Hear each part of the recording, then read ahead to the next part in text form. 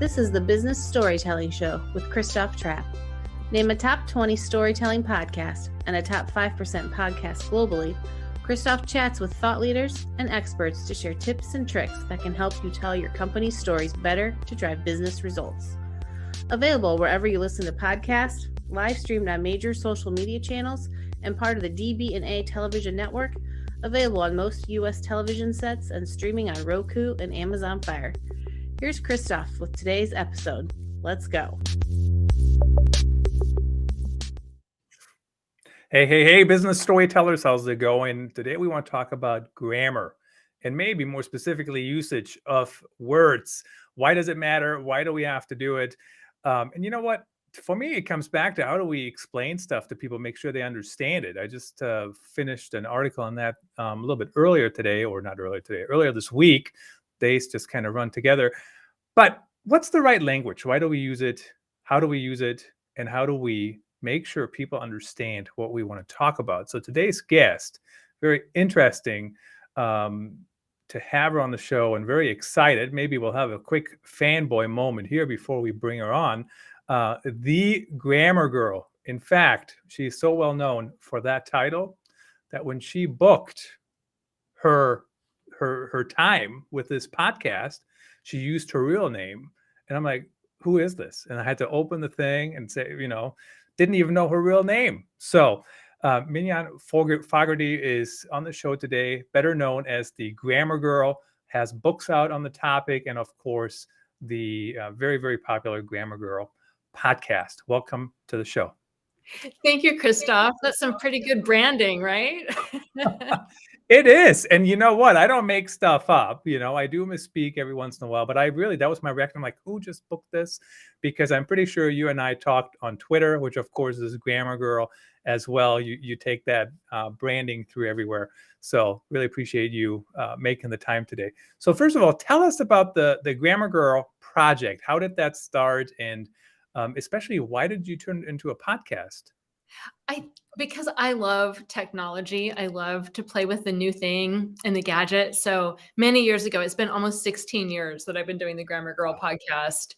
And I was a freelance science and technical writer. And I just wanted to play with this thing called podcasting, this brand new thing I had heard about. And I actually had a science podcast first. It was sort of an extension of my writing and editing business. And I interviewed scientists and fell in love with podcasting, but also it took so much time. It just wasn't working out as a business, something I couldn't spend 20 hours a week on it and not have it be working as a business. So, but I wanted to keep my toes in podcasting. So I realized that I was editing the same mistakes over and over again in my clients' work. And every day as a writer, I was looking up all the rules in the AP Style book and the Chicago Manual of Style. And I thought, well, I'll just put out a little quick tip every week about writing, about these things that I'm looking up already, these things I'm helping my clients with. And so because I was already doing the science podcast, I was able to quickly get up 3 Grammar Girl episodes, and it just took off like a steamroller in my life. It went, I think it was at number 2 at iTunes within 6 weeks, and it just kept growing and growing. And because I had worked at startups, I knew that I was onto something. So I started the Quick and Dirty Tips podcast network with Grammar Girl as the core, and started bringing on other people doing shows with similar formats. Because I really felt like it was the scripted short format that worked, and that made it was a big contributor to its success. So, then I built the network, and, everything has just kept growing. Today we've got, 10 or 11 shows, and I'm in partnership with Macmillan Publishing, who runs the podcasting network now. That is such a fantastic story. And I think the one thing I want to point out and highlight, since you kind of mentioned it really early on, is you started the show 16 years ago. So everybody out there who is starting a podcast today and wonder why it hasn't taken off after 3 weeks, even for the Grammar Girl podcast, it took 6 weeks to get to number 2 or whatever the timeline was. But either way, 16 years, that's, so you have to keep going and you have to keep sharing things.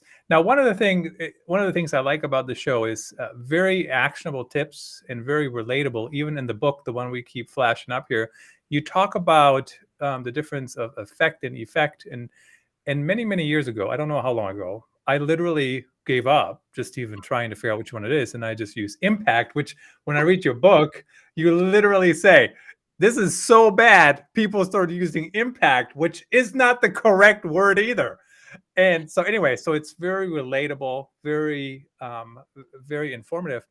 But why do people need to care? Why do we care about, or why should we care about using correct grammar, using correct usage, and why should people take your tips to heart?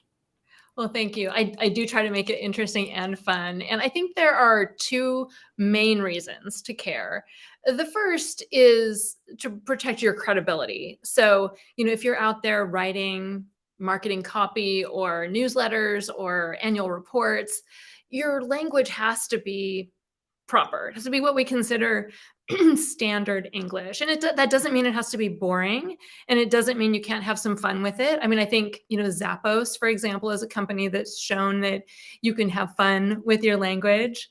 But you have to have some level of, credibility in having proper writing. That's the primary reason. And then the secondary reason is that, and it's related, but some people will notice and criticize you and call you out when your writing doesn't meet a threshold of credibility, of good format, and just for clarity, if you use the wrong, here's a good example. So with affect and effect, those are fine words, so is impact. But think about if you can use a more meaningful word. If you're saying the weather affected or impacted fourth quarter sales, well, you're actually not telling us what the weather did. So maybe can you use a more specific word, like the weather contributed to an increase in sales, or the weather decreased fourth quarter sales? That is much more meaningful, as well as being like the right word. What's interesting about that comment too on using a more specific word, 100% agree with you. But I think sometimes the people that use non-specific words, I think they do it on purpose because they don't want to be specific. They don't want to tell you what actually affected sales because either they don't know or they don't want to tell you for one reason or another. So I think there's some of that going on too. But specificity for sure, very, very important. Now, when you talk about preference, so there's a difference between just writing a sentence that is 100% incorrect. It's not correct English, right? And then there's a difference between preference and incorrectness. And I don't know if you've ever done a study on what the percentages of your content, how much is actually grammar versus people just have some crazy opinion about that you can't start a sentence with and, or, there was in Grammarly, which is what I use. When I finish a sentence with a preposition, it doesn't say I'm wrong. Usually what it usually says is some people may be offended by this sentence. Like, if they're not my audience, why do I care? But so what is the difference between actually being wrong and just some people having their unwritten preferences? Yeah, that's what I say in the beginning of the book. I say my secret is that I'm actually not grammar girl, I'm usage girl, but that doesn't have nearly as good alliteration. So usage is what you're talking about when you're saying, well, you can do it different ways, and one way is preferred and the other way isn't, or is stigmatized in some way. And there are usage guides that will tell you that. And I love you're talking about quantifying. The American Heritage Dictionary has usage notes where they've done surveys of about 200 editors and esteemed writers and quantified what sort of contentious language issues they think are okay or not okay. So trying to think, an example of usage would be, well, for example, we do the top 10 language myths, and ending a sentence with a preposition, not doing that. That's one of the language myths. It's not wrong to end a sentence with a preposition. It's a rule that was made up, hundreds of years ago. And when the person who made it up, they weren't even putting it out there as a rule, but more as a recommendation or how they liked to do things. So, but then it became sort of codified in these grammar books. And today, there are a lot of people who still think it's wrong to end a sentence with a preposition. So Grammarly is actually right in that case, saying it's not wrong, but if you do it, some people are going to notice and they might think you're wrong. So that's a problem depending on what you need to be doing in your writing and who your audience is. If your audience is 20-year-old college students, it's not going to matter nearly as much if your audience is 80-year-old English teachers. So you always have to consider your audience, and that comes down when you're thinking about usage too.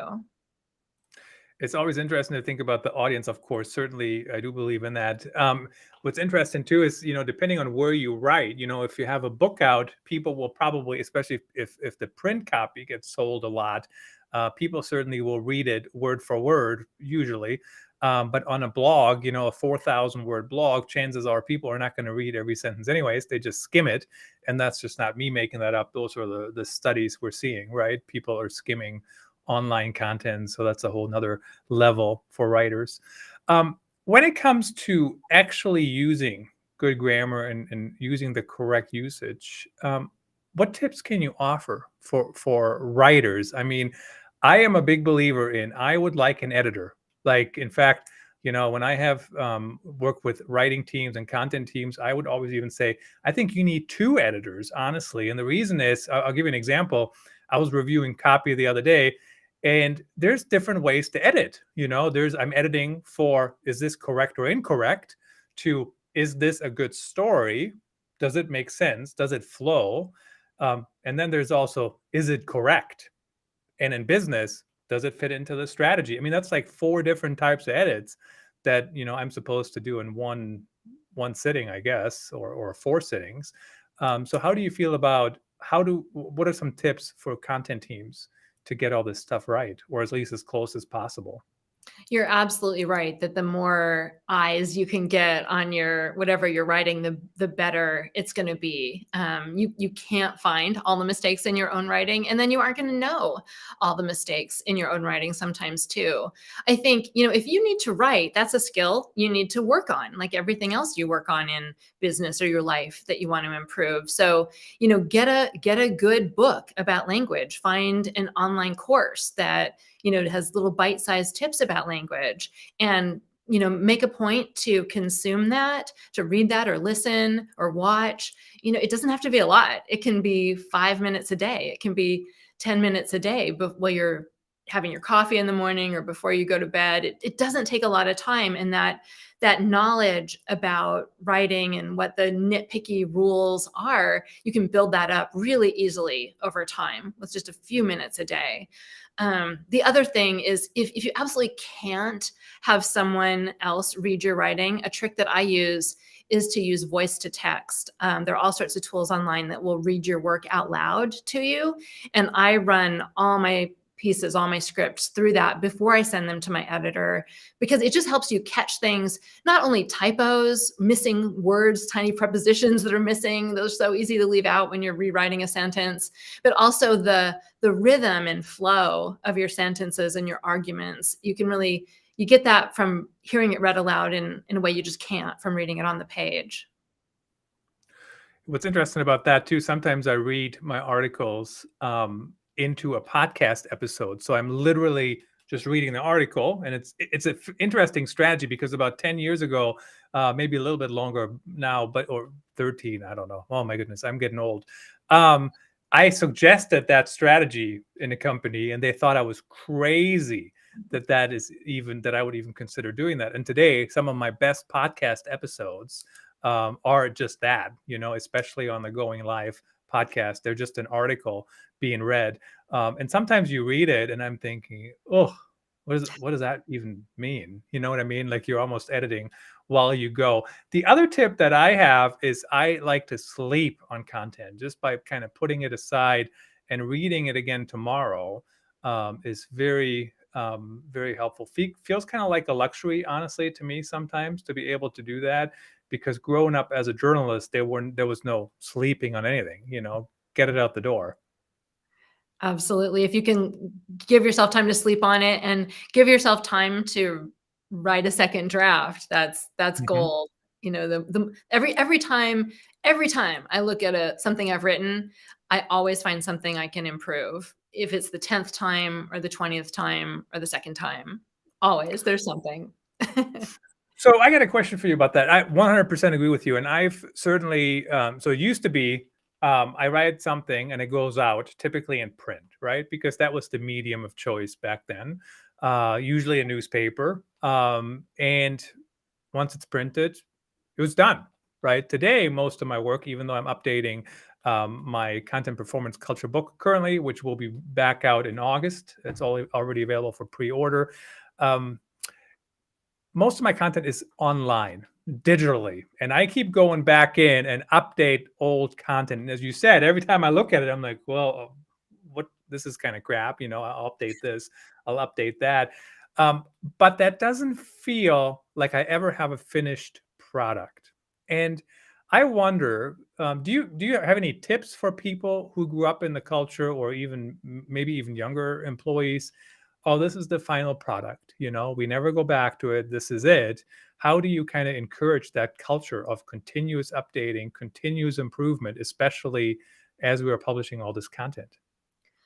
Gosh, I don't know. It would make me crazy if I couldn't go back and fix things and tweak things. I guess I'm sort of in that place with my books. Your publisher doesn't let you update them every year, but I'm actually in discussions to update my books, and I'm really excited about the opportunity to go in and make more small tweaks to make it better. It's something I excuse me. Something I am always wanting to do with everything I've written. It's a little harder with the audio. Actually, I think when we put out a podcast, it's more of a finished product. Unless there's an actual factual error, we don't go back and update those. And yet still, sometimes I would want to. So I just love the idea that you can so much these days. Yeah, I do too. So that's kind of an interesting thing too about podcasts, because if I want to update my podcast, that is actually very interesting. Never thought about that. So you can do that, right? I can go in to the podcast, and I do this sometimes because some of my old episodes have what I would call a horrendous opening. Like, I would say my current opening sounds pretty good. The music is fine, the voiceover artist is fine. It sounds better. And I sometimes go back and I update it in old episodes when I catch it, when I'm in there for one reason or another. So I could go in, and if I have an episode take off for whatever reason, you can go in and you can update it. You can add additional content. So I never thought about that. That's kind of interesting. But do you think that's accepted? That, I know you and I do it, and we couldn't live without it. But do you think bosses in big companies, or any size company, traditional companies, are they okay with their teams to have a continuous schedule of updating content? Or are there more people still stuck in the one and done kind of attitude? I mean, I don't know for sure, but I would Mhm. certainly hope that they would encourage that. I think a reason, if you're looking for an argument to be able to do that in an organization, updating your content is really good for search engine optimization. So, if you have an article that's 3 years old and you can add some new material to it, some new perspectives, some new examples, something from current events. If there's a reason that you can justify updating it for your readers, because you always want to think of them first.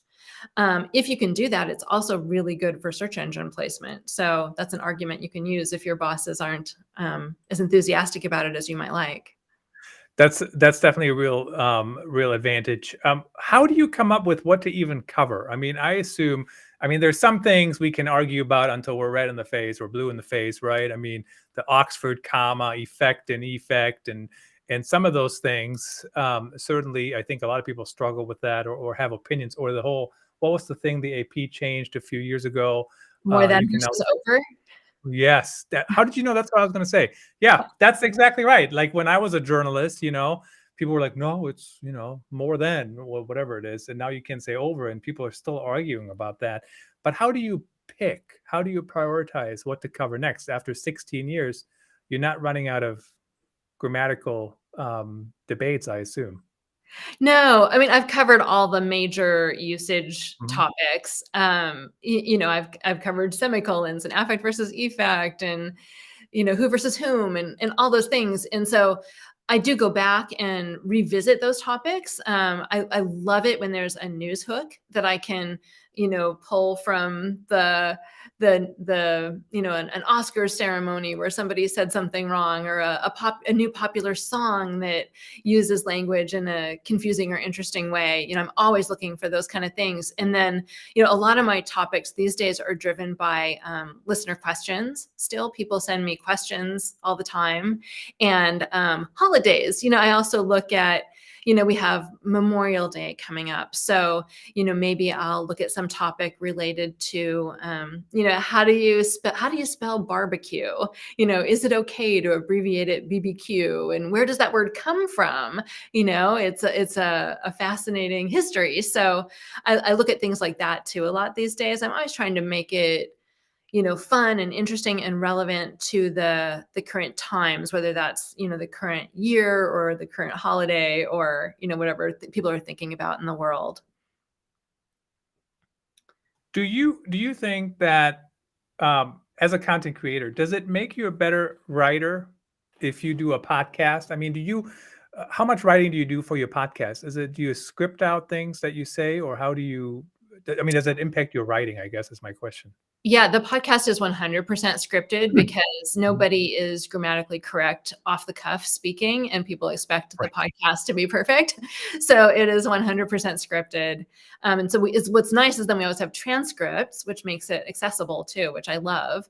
And I think the most interesting thing I've noticed about the difference between writing for speech and writing for text is that you need to use a lot more adverbs when you're writing for speech, because when we talk, naturally we say things like, I am really excited to be here, and you won't believe how completely cold it is in my office right now.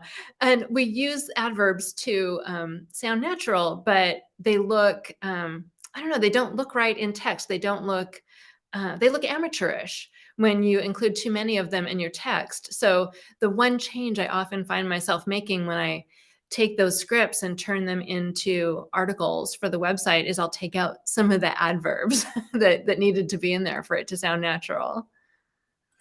So totally interesting. I mean, Exactly. it's very interesting on how. But does it? So when you script out your show, um, I guess it can make you a better writer too, because you're writing for different formats. So you're stretching maybe what you can write about and different formats, I suppose. It's just very different. Like, you don't want Yeah. parenthetical statements in the middle of sentences because Yep. it doesn't work in audio. You don't want long, in text on the web, like you said, you want bulleted lists of things. That absolutely doesn't work in audio to read a long list of things.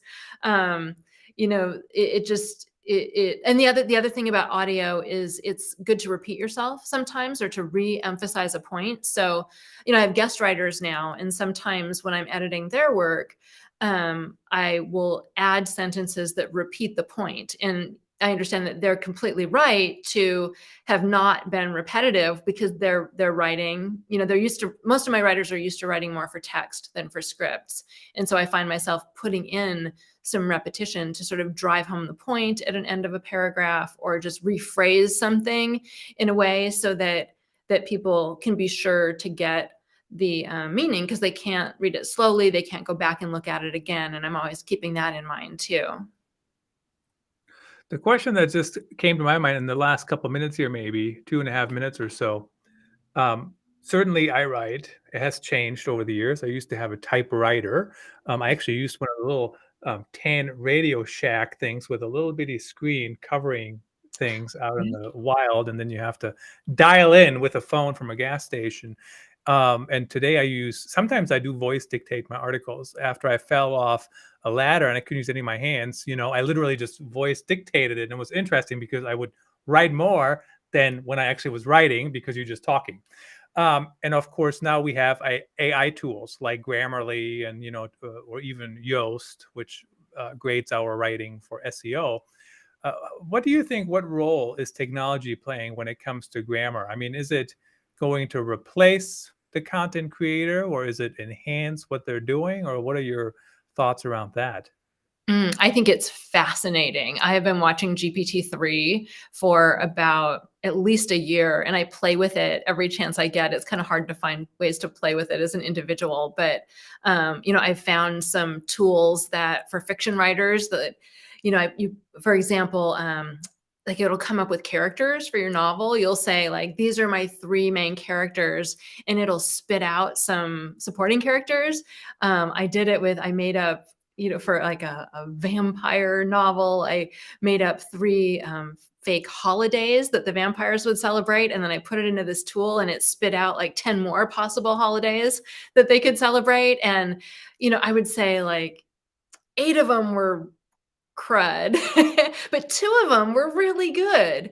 And so I think that especially now as a collaborative tool, like to get for brainstorming and back and forth, those tools are really interesting.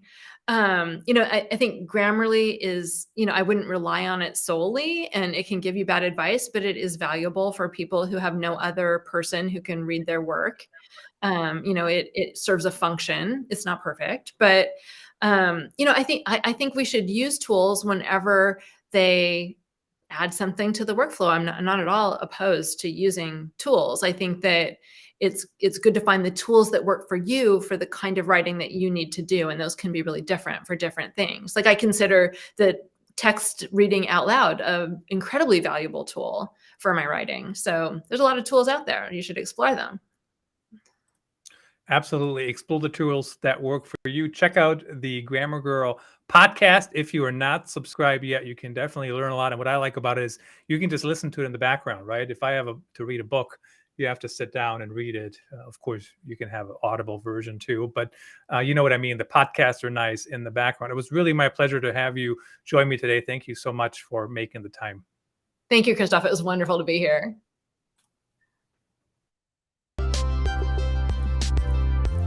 That's a wrap. Thanks for tuning in. Please rate and review our show on your favorite podcast channels. And don't forget to share this episode with your networks. We appreciate you. Until next time, let the best stories win.